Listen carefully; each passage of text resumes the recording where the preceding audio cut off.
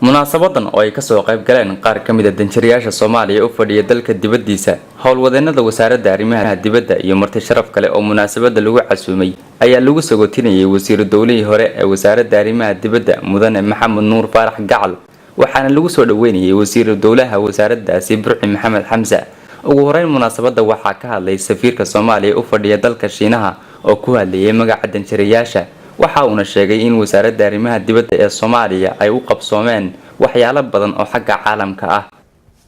haddana mar kale isu nimid saaxiibna nahay sida kale ahna nin aqoon-yahana oo khibrad leh oo jecel inuu maartay wadanka u qabto muddana hadda ku dhex jiray processkan nabadda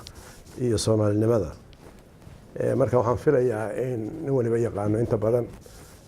waxaan u rajaynaynaa inuu wasaaradda qaybteeda insha Allah si wanaagsan oo tawfiiq leh uu wado wasiiru dawlihii hore ee wasaaradda arrimaha dibadda Maxamed Nuur Faarax Gacal ayaa isna dhankiisa sheegay in muddadii ay joogeen wasaaradda ay dawladdu ku tallaabsatay xoojinta xiriirka caalamiga ah ee ay dawladda Soomaaliya la leedahay dunida inteeda kale bilowgu ficlan uu adkaayo adaygaas waxa kamid ahay oo noogu darnay markaa nimid inaan weynayba qalabkii aan wax ku qoran lahayn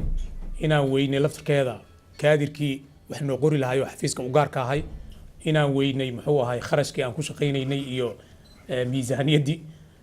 waxay nagu ahayd bilow adagoo xafiiska muxuu ahay si gaar ahaaneed ku sii taabanaysay laakiin hadda waxaan isleeyahay rajada jirto waxa weeyaan gabagabadii munaasabada waxaa soo afmeeray wasiiru dawlaha wasaaradda arrimaha dibadda ee Soomaaliya Burci Maxamed Xamza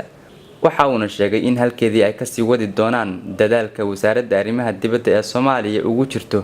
xoojinta cilaaqaadka dawladda Soomaaliya ay la leedahay wadamada caalamka mid ayaanu ku dadaali doonaa anaga yani wasiiradeena hadda in wada tashi inaanan muxuu ahaa go'aan hal qof qaadanin qof kalena aan go'aan kale qaadanin inaan wada shaqeyno haddaan la wada shaqeynin waxaan u maleynayaa